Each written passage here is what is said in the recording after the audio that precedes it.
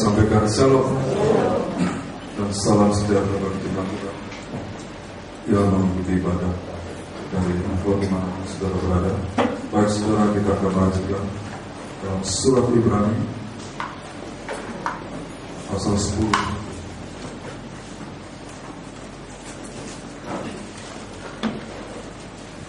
Ibrani pasal 10 ayat 24 dan 25. Ibrani 10 ayat 24 dan 25. Ya, akan kita baca bersama 24 dan 25 nanti. Kita akan baca Ibrani 10 ayat 24 dan 25. Dan marilah kita saling memperhatikan supaya kita saling mendorong dalam kasih dan dalam pekerjaan baik. Yang berlima, janganlah kita menjauhkan diri dari pertemuan-pertemuan ibadah kita seperti dibiasakan oleh beberapa orang, tetapi marilah kita saling menasihati dan semakin giat melakukannya menjelang hari Tuhan yang mendekat. Ya. Menjelang hari Tuhan atau menjelang hari kedatangan Tuhan yang semakin dekat. Kita sebentar sudah apa itu situasi hari kedatangan Tuhan. Kitab Zefania itu di perjanjian lama.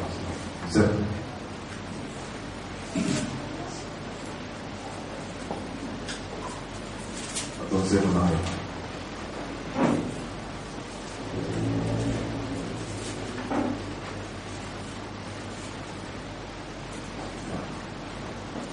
Setelah apapun, maka sifatnya pasal 1 ayat 14. Ini keadaan hari Tuhan atau keadaan saat Tuhan datang. Zefania atau Zefania pasal 1 ayat 14.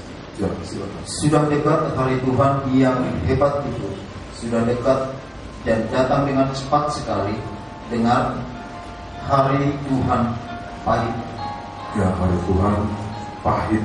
Terus pahlawan pun akan menangis. ya, terus 15 kita baca, hari kegemasan hari ini, hari kesusahan dan kesulitan, hari kemusnahan dan pemusnahan, hari kegelapan dan kesuraman, hari berawan dan gelap. Ya, kita beralih ke ayat yang ke 17 yang belum terbaca.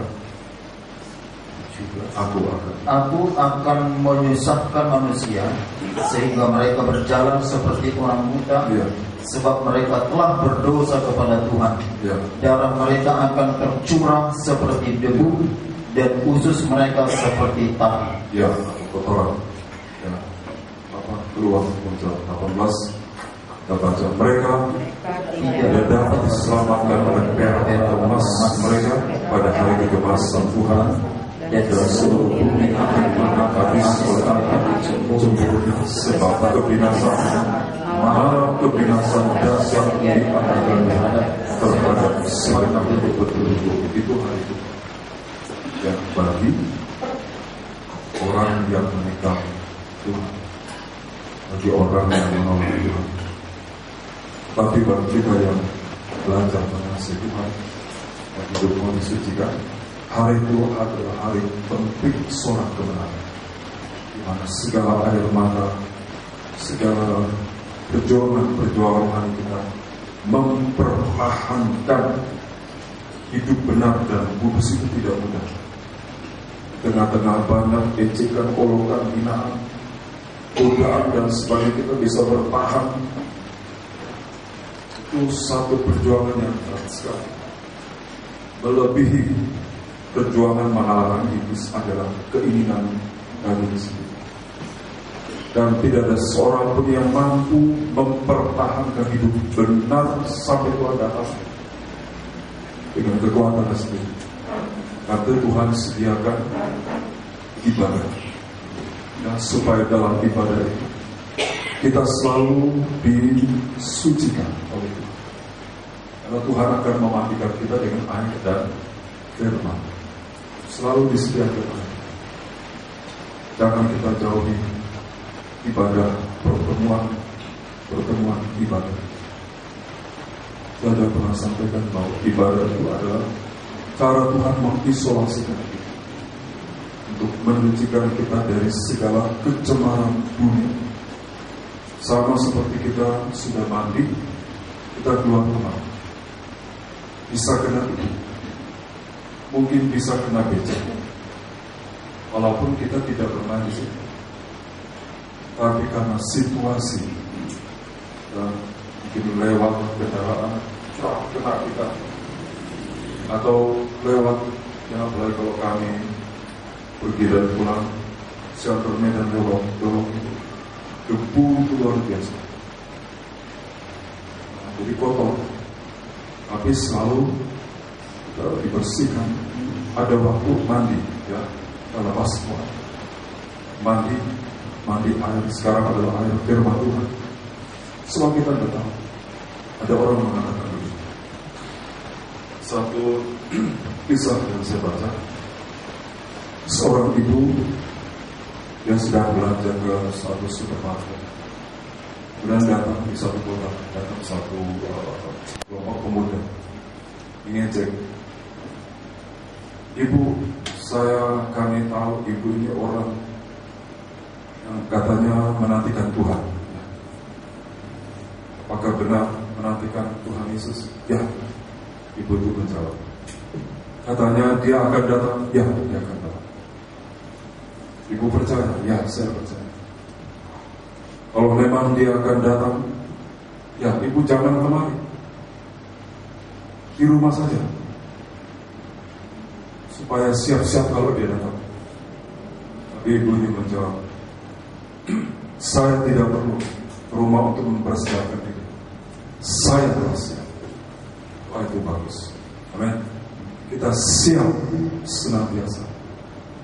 Terserah. Kata Tuhan, ada dua orang di ladang, satu diangkat, satu ditinggalkan. Dua orang sedang tidur, satu diangkat, satu ditinggalkan. Dua orang sedang memutar batu kilangan, satu diangkat, satu ditinggalkan. Itu berarti segala sesuatu berjalan seperti biasa. Kalau memang kita bekerja dengan baik, kita sekolah dengan baik, kita melayani waktu, melayani Tuhan dengan baik. Saat kita berbakti ibadah dengan baik, ya, saat kita memang harus waktunya beristirahat, jangan lupa sembahyang. Karena kita tidak tahu kapan hari pengangkatan itu datang. Tidak perlu kita sampai mengekang diri, tidak. Kita memang selalu siap sedia. Amin. Kita selalu siap. Itu kita selalu mau dibersihkan, disucikan. Ya. Nah, saudara, sini Tuhan mengatakan bahwa jangan kita menjauhi ibadah menjelang hari Tuhan yang mendekat. Jadi semakin hari Tuhan terdekat, semakin kita mengintensifkan diri untuk melayani Tuhan, ya, berbakti. Saudara, di dalam ibadah yang kita tekuni ini adalah ibadah yang harus kita yakini bahwa ibadah ini lebih dari saya yang melayani, adalah Tuhan sebagai imam besar, ya, kepala rumah Allah. Mari di dalam ayat 21, ya, Ibrani 10 ayat 21.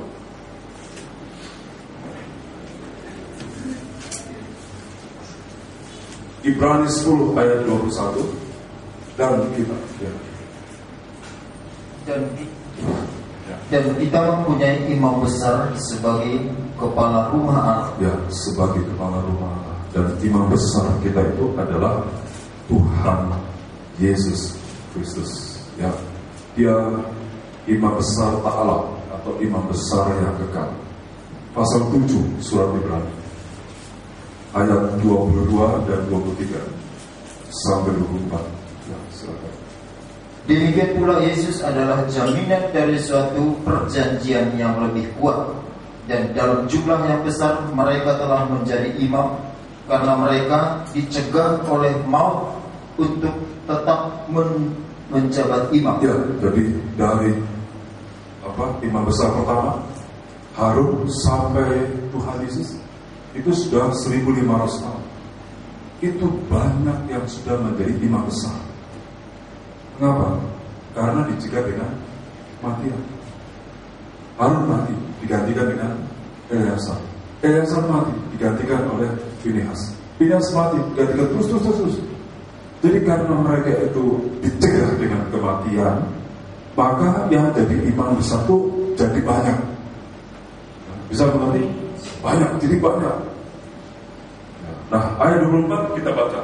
Tetapi karena dia Kristus tetap selama-lamanya, imamatnya tidak dapat beralih kepada orang lain. Nah, Tuhan hanya mati sekali, bangkit, naik ke surga atau kembali ke surga, dan di sana ia jadi imam besar. Sebelum dia datang sebagai raja di atas segala raja, jadi imam besar. Dan karena dia tidak mati lagi, tidak mati-mati lagi, maka dia imam besar selama-lamanya. Artinya Sempurna. ya sempurna. Jadi dari dia mati bangkit pertama kali sampai sekarang sudah berapa tahun? Kurang lebih 2000 tahun. Ada orang umurnya 2000 tahun? Tidak. Kalau dia belum datang, kita sudah mati dipanggil Tuhan, punya anak, cucu, cicit, ya, cece, curut, sakit banyak ya. Kalau Tuhan belum datang, ya dia tetap jadi imam besar karena tidak mati. Jadi imamatnya selama, karena itu sekarang ini yang menjabat imam besar itu hanya satu, yaitu Kristus, karena dia tidak mati.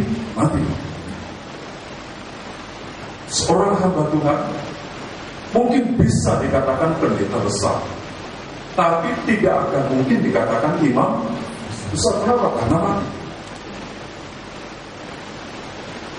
Pendeta besar bisa, gembala besar bisa, kepala besar bisa. Wah, ini pendeta besar, ya, ini gembala besar. Tak akan ada yang berani mengatakan ini imam besar, karena harus mati. Karena kalau dia mati, maka dia beriman.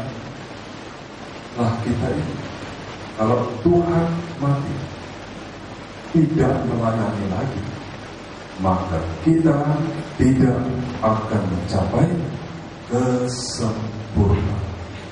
Tak bisa. Karena dia tetap imam besar, maka dia terus menyucikan kita. Amin. Melalui firman. Di mana? Di ibadah. Jadi sekarang ini kita harus tahu bahwa imam besar kita sekarang adalah Tuhan Yesus. Mari kita membaca satu kisah, ya. Kemarin kurang dari rumah tangga saya agak singgung sedikit hal ini. Matius 17. Injil Matius pasal 17 ayat 1, ya.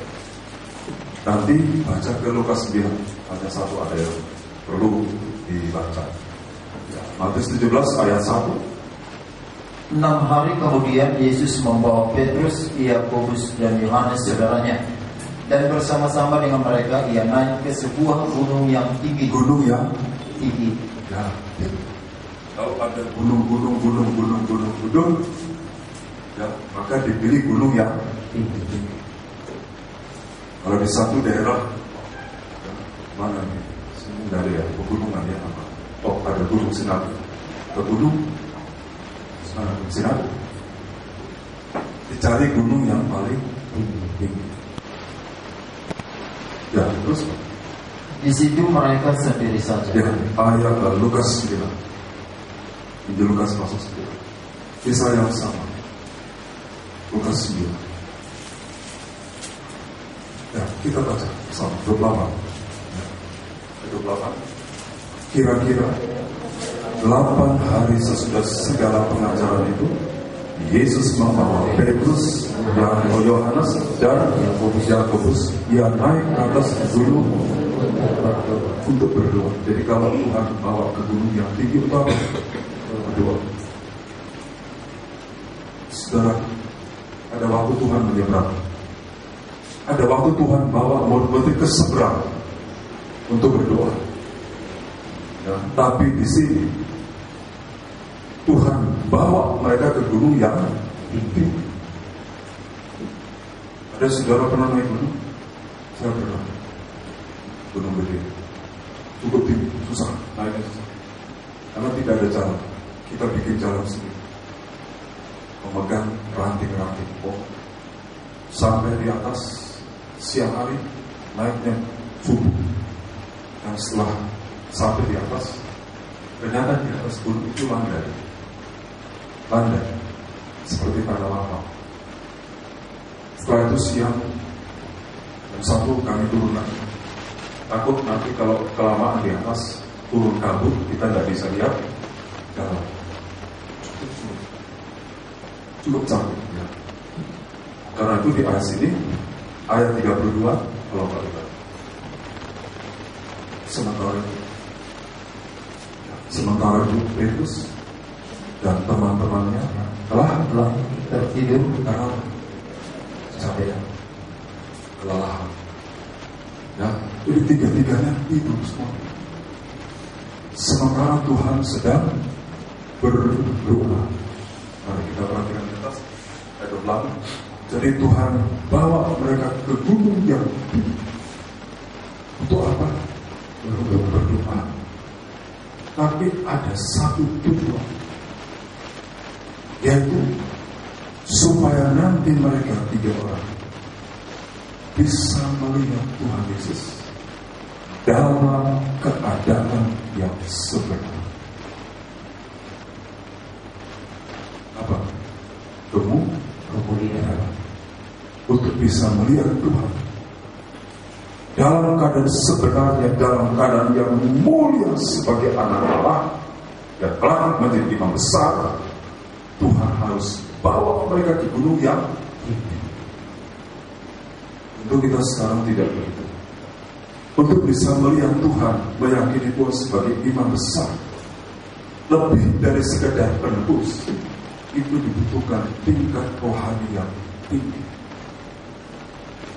Tak bisa memang bukan tingkat rohani biasa, bukan berhenti pada asal percaya saja Yesus memberkati saya, Yesus menyembuhkan, ya, tapi untuk bisa melihat Tuhan sebagai imam besar, dan itu adalah jabatan ilahiyah sekarang ini.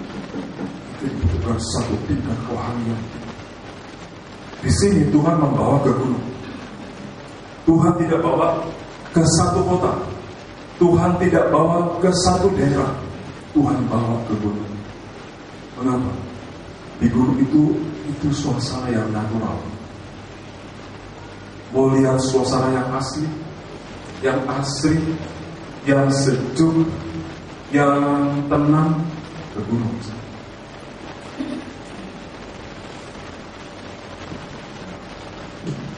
Penuh dengan ketenangan, penuh dengan kesederhanaan, sederhana saja.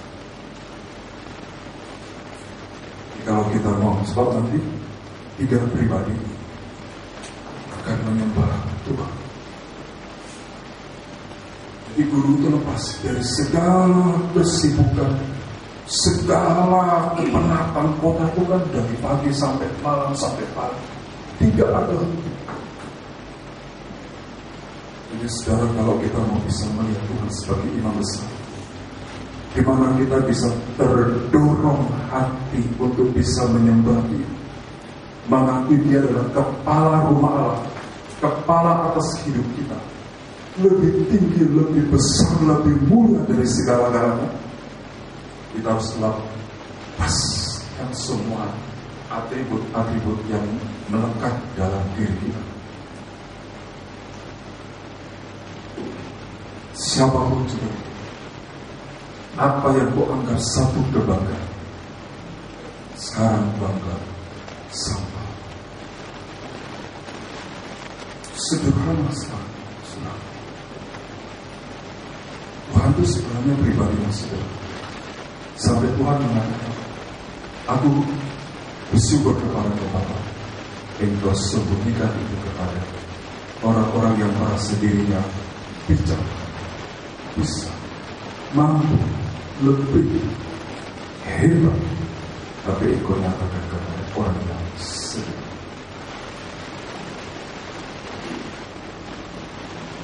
Lebih kita punya hati yang sederhana, lebih kita dekat dengan Tuhan. Apakah tidak boleh kaya? Boleh. Apakah tidak boleh diberkati? Boleh. Tapi sederhana ini adalah satu kehidupan yang mempunyai keinginan, tetapi selalu dikatakan jika Allah menghendaki. Sederhana. Kalau belum, tidak apa-apa. Sederhana. Kalau belum juga tidak apa-apa. Kalau engkau mengizinkan,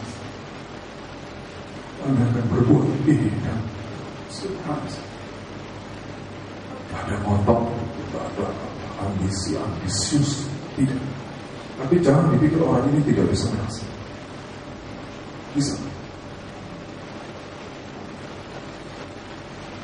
Supaya nanti di situ di dalam ayat 34, kalau dibacakan 34, sementara itu sementara dia berkata demikian, datanglah awan menaungi mereka, ya. Dan ketika mereka masuk ke dalam awan itu, takutlah mereka. Masuk ke awan, masuk ke dalam hadiratnya Allah. Coba sekarang kita baca Kitab Keluaran pasal 24.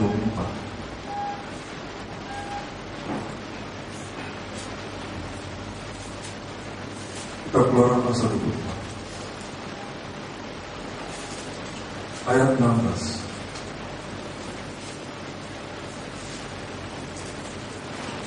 Kemuliaan Tuhan diam di atas gunung Sinai, dan awan itu menutupinya 6 hari lamanya. Pada hari ke-7 dipanggilnya Musa dari tengah-tengah awan itu. Ya, terus tampaknya kemuliaan Tuhan. Tampaknya kemuliaan Tuhan sebagai api yang menghanguskan di puncak gunung itu pada pemandangan orang Israel. Ya, 18 kita baca. Masuklah Musa ke tengah awan-awan itu dengan juga. Terus dalam perjalanan yang ada sebelum itu 40 hari dan 40 malam. Nah, artinya puasa. Kenapa bisa hidup ya? Kenapa? Karena masuk dalam hadirat Allah. Amin. Di mana keinginan tubuh akan makan dan minum cabut kepada Tuhan. Bisa? Bisa. Allah itu luar biasa. Musa dipanggil masuk dalam awan. Setelah Musa 40 tahun di menggembalakan domba di padang gurun, mertuanya domba-domba mertua. 40 tahun dia di tanah Mesir, 40 tahun dia di Midian, begitu. Sana dia kerjanya menggembalakan domba mertua. Bayangkan, dari pangeran turun menjadi seorang Tuhan. Karena turun. Gembala itu bicara sederhana. Kalau pangeran dilayani, gembala melayani. Kalau pangeran dikawal, dilindungi, gembala mengawal dan melindungi. Semua terbalik. Dan Tuhan menunggu Musa itu sampai 40 tahun. Baru Tuhan panggil masuk ke dalam apa? Untuk menerima rancangan ibadah tabernakel. Saudara, kenapa angka 40 ini? Di dalam Alkitab ini ada angka-angka yang spesial. Angka 40, baik 40 hari, 40 tahun, itu ada angka spesial. 40 itu artinya tamatnya dari Tuhan menghukum dunia dengan air bah, dengan hujan 40 hari, 40 malam. Bukan 39 hari, bukan 41 hari, tapi 40 hari. Hujan terus-menerus sampai semua yang bernafas, yang berontak, yang rusak, yang najis, yang kotor habis. Tuhan puasa 40 hari, 40 malam. Musa 40 tahun di padang gurun, sampai seluruh atribut X pangeran itu habis sama sekali. Baru Tuhan panggil Musa masuk ke dalam air. Bukan lagi sebagai seorang pangeran, tapi sebagai dos hamba yang hanya melakukan apa kata Tuhan besar.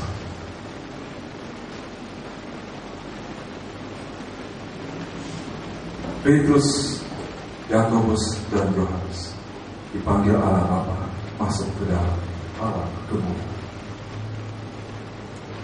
Baru mereka bisa melihat Tuhan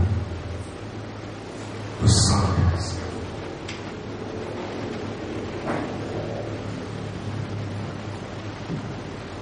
Karena itu, kalaupun Tuhan memberkati, kita harus tetap merasa saya ini tidak ada apa-apa. Selalu supaya nanti kita bisa selalu bersatu dengan Tuhan. Ya, kita kembali ke Lukas 9 ayat 29.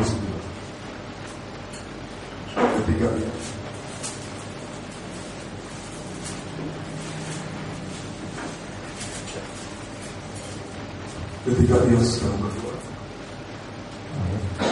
29. Ketika ia sedang berdoa, rupa wajahnya berubah. Ya. Satu transform. Satu semacam metamorfosa. Berubah sampai klimaks. Terus. Dan pakaiannya menjadi putih berkilau-kilauan. Ya. Terus. Dan tampaklah dua orang berbicara dengan dia, yaitu Musa dan Elia. Ya. Jadi dalam kemudahan ini muncul Musa dan Elia. Dan Petrus kenal. Lalu Petrus mengatakan, biarlah kita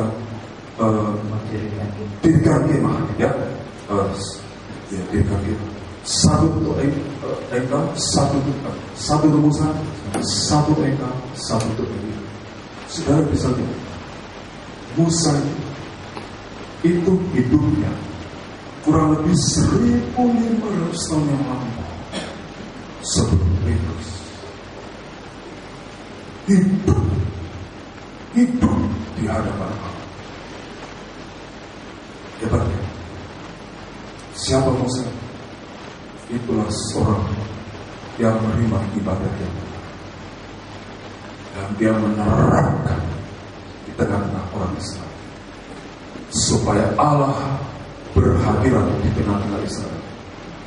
Karena Israel akan menempuh perjalanan selama 40 tahun dengan perjalanan yang berat. Itu tidak mungkin bisa dilintasi oleh orang Israel. Berjalan muter-muter di padang gurun 40 tahun itu tidak ada yang selamat, itu tidak. Bahkan itu bukan perjalanan yang mulus. Itu perjalanan tandai dengan panas, dengan seringkali tidak ada air, seringkali ada binatang buas, seringkali hilang arah di padang gurun. Katanya gunung itu bisa pindah karena hembusan angin yang kuat. Sampai Musa bilang, Tuhan berjalan di depan kami. Itu perjalanan yang sangat-sangat berat. Tapi karena Allah ada di tengah-tengah mereka, perjalanan yang berat bagaimanapun bisa mereka atasi. Itu satu gambar supaya kita tuh ibadah yang betul-betul kita cukupi. Sebab dalam ibadah yang benar itu Allah berhadirat di tengah-tengah kita.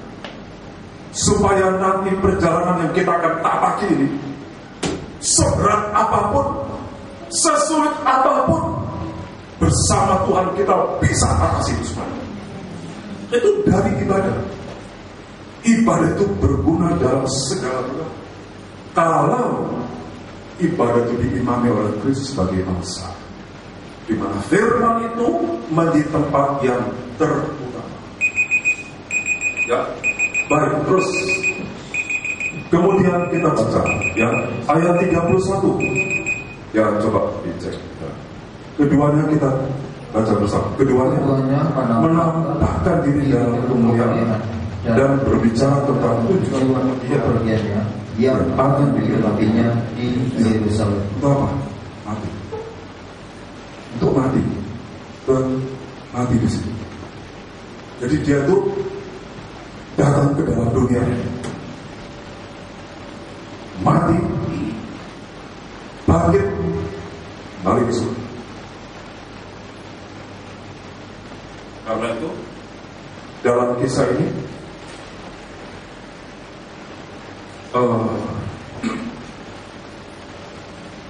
ya 33 dan ketika ya tolong dibaca. Dan ketika kedua orang itu hendak meninggalkan Yesus, Petrus berkata kepadanya, Guru, betapa bahagianya kami berada di tempat ini. Karena apa? Hadirat Allah di gunung, tempat yang sederhana. Saya tidak katakan kalau kita dosa mau gereja, bukan itu. Ini bicara hati. Dan sampai nanti waktu kontrak imannya pokok itu sudah gereja sendiri, imannya iman kontrak. Kontrak itu kan ada sekitar di sini, sekitar sana, sekitar pindah. Kayak gitu, semua kita iman kita harus kuat. Guru, betapa bahagianya kami berada di sana. Ya, karena ada hadirat Allah, Guru di sini. Terus, baiklah kami dirikan sekarang 3 kemah, satu untuk engkau, satu untuk Musa, dan satu untuk Elia. ya, Tetapi Petrus tidak tahu apa yang dikatakannya itu. ya, kita kembali ke Matius 17. Matius 17.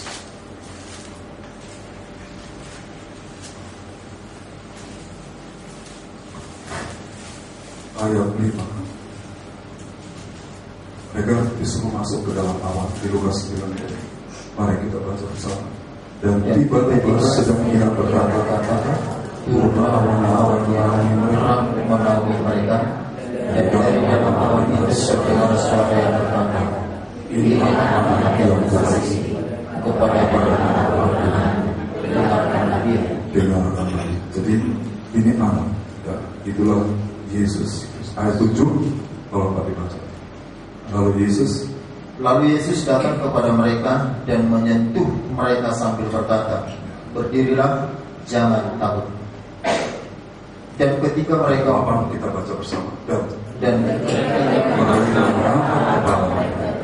mereka tidak Yesus adalah pusat penyembahan kita. Saudara, manusia kita sering bisa kagum kepada orang lain, kepada Musa, kepada Elia, kepada siapa saja. Tapi ingat, tanpa Yesus semua itu tidak ada arti. Tidak ada arti. Sebab yang mengadakan pendamaian adalah Yesus. Ada artinya semua. Semua itu bisa ada. Semua itu bisa berkenan karena ada Yesus. Sekarang ini adalah menjadi sesembahan.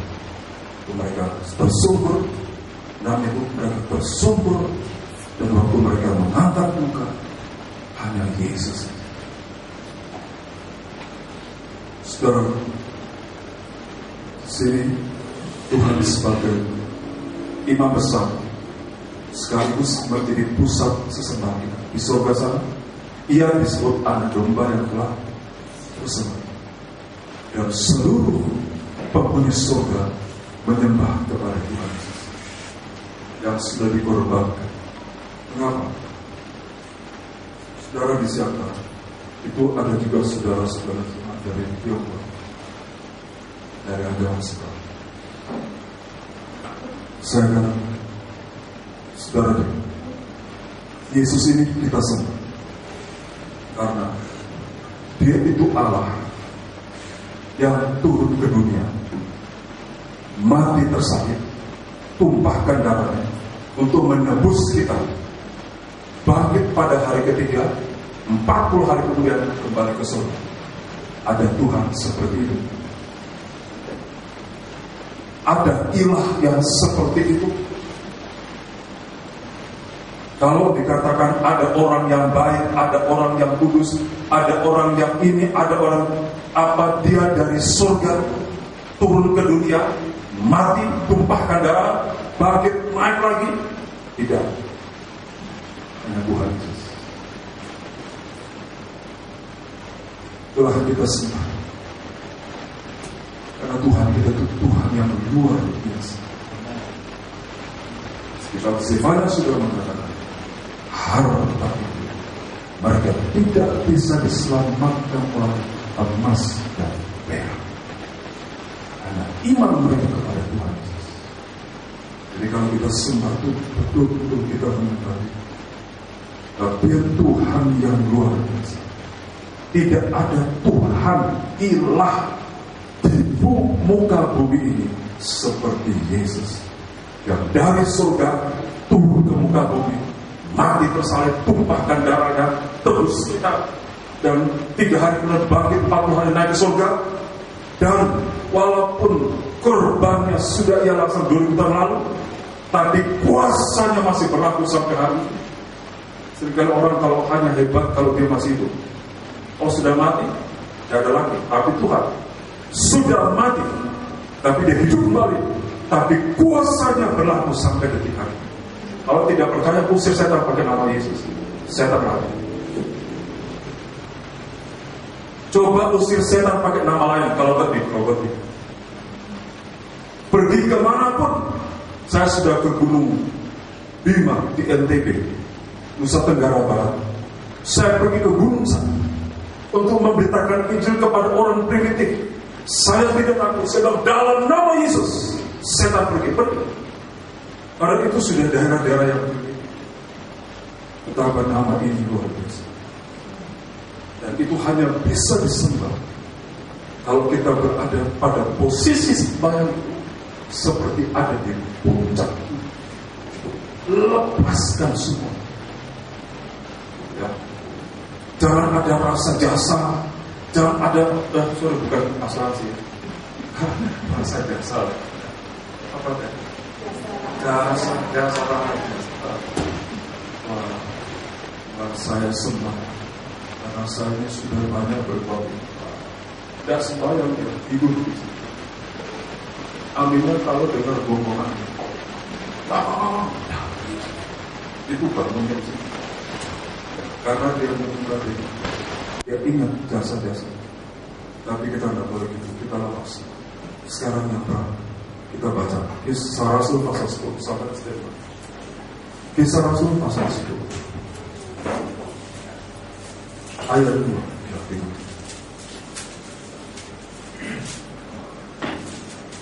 Ia saleh, ia serta seisi rumahnya takut akan Allah. Ya, ini adalah Cornelius. Oh, banyak jam saya yang mati. Ada segala yang ya, maaf ya, mungkin mama manggil Tuhan. Apa tadi? Ia saleh, ia serta seisi rumahnya takut akan Allah. Dan sudah tahu arti takut akan Allah. Takut akan Allah ini sama dengan takut berbuat dosa. Ya, itu kesimpulan. Orang yang tidak takut sama Allah tidak takut berbuat dosa. Tapi Cornelius itu takut akan Allah. Bukan ada orang takut setan, tapi tidak takut berbuat dosa. Takut genderuwo, takut bego ganja, takut, tapi dia tidak takut Tuhan. Kita harus takut akan Allah. Amin. Kita harus ada takut akan Allah. Dalam kita berbicara pun harus ada takut akan Allah, supaya kita tidak berbuat dosa. Kalaupun sempat tergelincir tidak dalam kesilapan, karena ada takut Allah, kita merendahkan Tuhan, ampuni saya. Yang itu takut akan Allah. Terus, dan ia memberi banyak sedekah kepada umat Yahudi, ya, dan senantiasa berdoa kepada Allah. Ya, dia berdoa kepada Allah. Nanti dia beribadah. Allahnya siapa? Allahnya Israel. Dia orang kafir, tapi dia belajar Tuhan yang benar. Oh ini. Dan dia berbakti, dia berdoa kepada Allah. Allah Israel, Allah yang dulu itu dia katakan bohong semuanya. Sekarang dia menyembah Allah Jehovah. Ya. Terus kemudian malaikat muncul, ayat 3 malaikat muncul. Ayat yang keempat kita baca bersama. Ia menangkap malaikat itu dan dengan takut dia berkata, ada apa? Jawab malaikat itu, semua doa dan sedekah telah naik ke hadirat Allah. Ya. Kenapa? Sebab dilakukan dengan takut akan ibadah itu naik ke hadirat Allah. Itu berarti di udara ini ada 4 lapis kekuatan. Tidak ada satu kekuatan roh jahat di udara yang bisa menghalangi ibadah doanya anak-anak Tuhan dan tembus sampai ke sana. Dan itu kalau kita ibadah, jangan kita berbakti itu seperti orang yang dikejar-kejar. Kapan selesai? Ya selesai. Ada di sana namanya kaki. Susah. Ini tidak akan naik kan? Allah tidak akan ingat. Memang saya juga tidak pernah marah-marah. Saya pun bilang. Tapi kita harus dengan takut akan Allah. Maka seluruh ibadah kita diingat oleh Allah. Pahalanya itu kekal. Allah ingin kita. Hak kita aman di tangan Tuhan. Ya, Tuhan berkati kita. Mari kita akan duduk. Kita patuh nama masing-masing. Haleluya.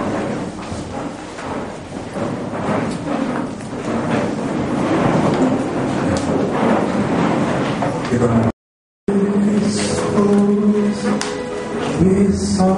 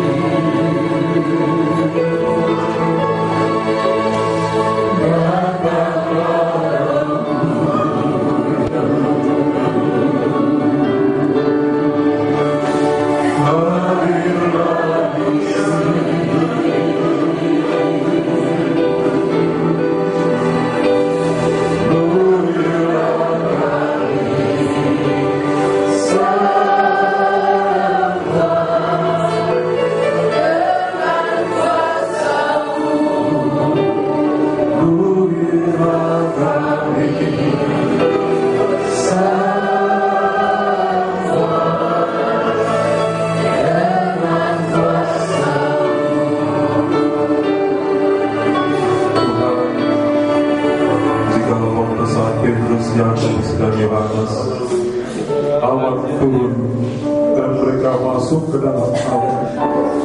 Mereka merasakan suasana surga kemuliaan Allah yang luar biasa.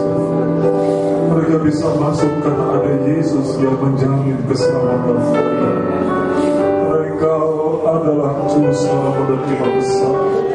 Kalau tidak ada seorang pun yang layak menghadiri hadirat-Mu yang maha kudus. Engkau api yang mengharuskan. Jadikan sekarang bukan lagi awan yang turun, tapi Roh Kudus turun di tengah-tengah kami. Kami boleh masuk ke dalam hadirat-Mu.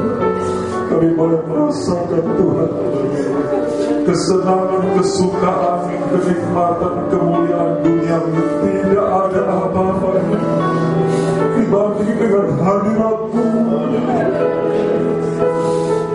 Seperti Petrus dan kawan-kawan membuat kemah, betapa bahagianya. Berarti mereka semangat tidak mau turun gunung lagi, karena mereka merasakan Tuhan itu lagi yang sudah membuat bahagia yang luar biasa. Tapi karena ada tugas imamat, mereka harus turun lagi ke dalam dunia untuk mengabarkan Injil keselamatan, karena banyak jiwa sudah menantikan mereka. Demikianlah Tuhan, kalau hati kami ingin bersama Tuhan, tapi beban untuk keselamatan keluarga kami, anak-anak kami, orang tua ini sebabnya Engkau utus kami dalam dunia ini. Tapi Engkau sudah membekali kami dengan kuasa dari tempat kami.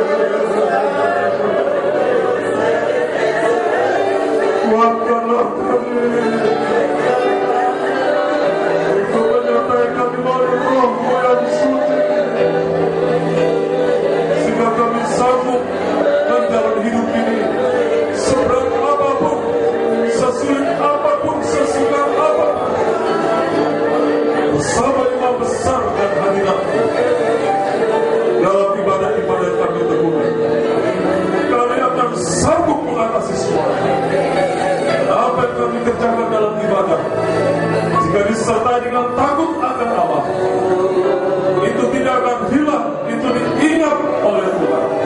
Hak-hak kami aman di tangan Tuhan. Di saatnya kami butuhkan, Engkau akan sediakan. Terima kasih Tuhan, Engkau mengenal hati kami, karena kami tetap hati yang sederhana. Belajar berpikir tidak melebihi iman yang Tuhan karuniakan kepada kami. Namun jika Tuhan memberkati kami lebih, kami siap untuk melipat gandakan perbuatan baik untuk perkembangan pekabaran Injil. Terima kasih Tuhan. Terima kasih. Kami akan berkorban untuk pekerjaan yang Kau percayakan kepada kami. Dalam nama Tuhan Yesus Kristus, kami langsungkan doa sembahyang syukur kepada Allah Bapa di surga. Haleluya. Amin. Ya, silakan. Mari masuk. Saudara, sebelum kita angkat pujian Psalm 199, nanti Psalm 199. Saudara, yang saya ngomongkan sementara pujian disiapkan Psalm 199, ada satu ngomongkan. Kemarin saya mendengar dari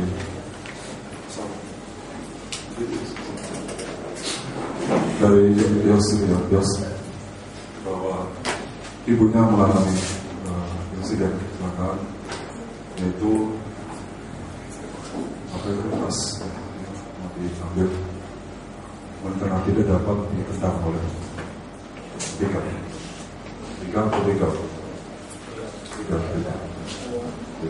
Jadi tercampur dengan Ibu Risma, kalau Ibu Risma sehingga tapi dia jiwanya tertolong, tidak mengapa. Nah, tadi kami sudah besuk dalam doakan. Itu sekarang apa dibawa ke surga atau apa? Tadi kami besuk di rumah sudah laki-lakinya. Nah, saya umumkan saudara, bagi saudara-saudara yang mengendarai sepeda motor, apalagi malam hari, kalau bisa walaupun iman kan ditambah pengetahuan, tidak bisa beriman, supaya kalau bisa tas itu ditaruh di bagasi, atau kalau toh harus pakai tas, sarung lagi dengan jaket. Ya. Memang mungkin di tas itu tidak ada apa-apa. Mungkin di sini Alkitab, tapi namanya tas. Karena kalau pegangnya itu, wah itu bahaya. Seperti ada barang berharga, pegangnya erat itu malah memancing. Ya, jadi dimohon ya supaya saudara-saudara cepat yang mengendarai sepeda motor supaya taruh barang-barang di bagasi. Ya. Jangan dengan Yesus kemudian kita nanti dicabut kopot telinga kita ya. Ngeri sekarang ya. Karena memang kita berdoa supaya kita belajar dan tindakan kita seperti itu. Apa karena hanya puji Tuhan jiwanya tertolong ya Tuhan. Kita doa supaya Tuhan pulihkan bisa kembali berbakti. Ya, jadi itu saya ingatkan kepada saudara, ada jemaat yang mengendarai sepeda motor bagi wanita, tolong tas itu kalau bisa di dalam bagasi, atau kalaupun harus dihandle, sarung lagi kita jaga. Ya, begitu Tuhan memberkati kita. Baik, sorry.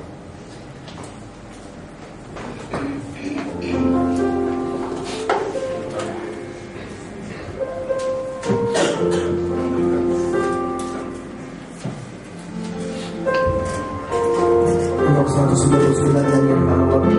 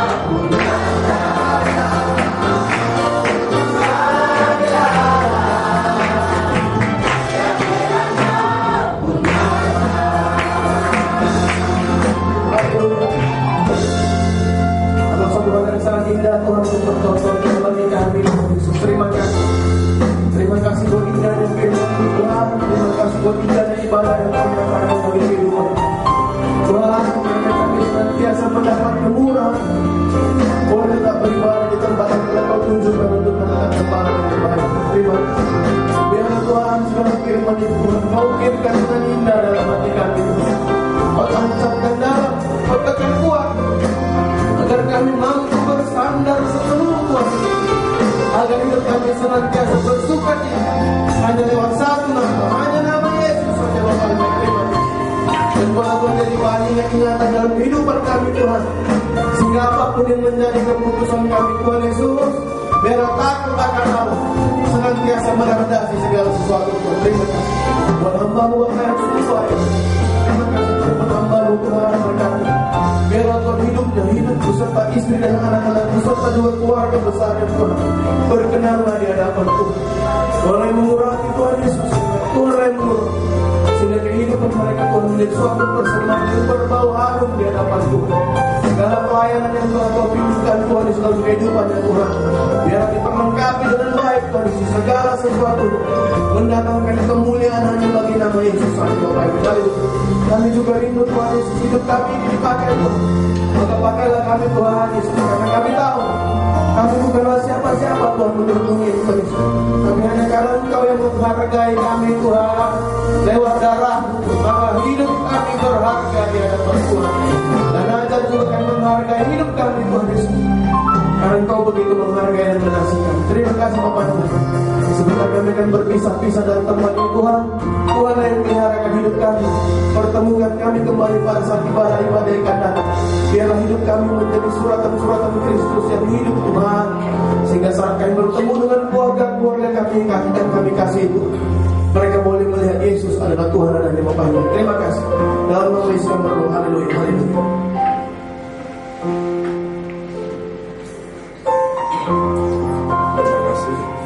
Tuhan berkati jemaat-Mu ini pada handphone 20 jiwa termasuk anak hamba-Mu dan tidak sedikit.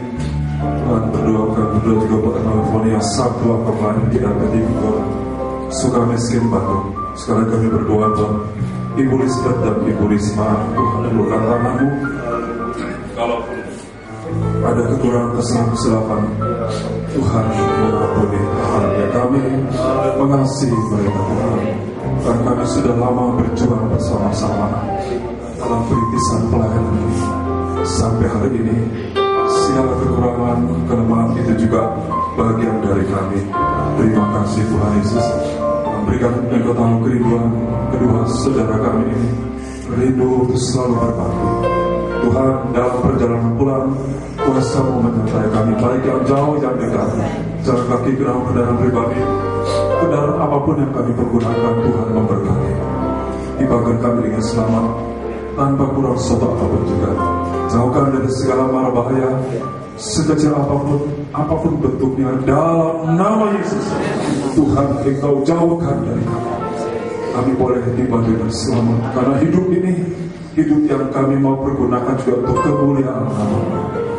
Terima kasih Tuhan, sekali lagi Kau memberkati jemaat-Mu mengikuti pada handphone dimanapun mereka berada. Haleluya, berkatilah masalah pekerjaan usaha studi, mata pencarian dan perjuangan-perjuangan ibadah kita, pertumbuhan rohani Tuhan berkati.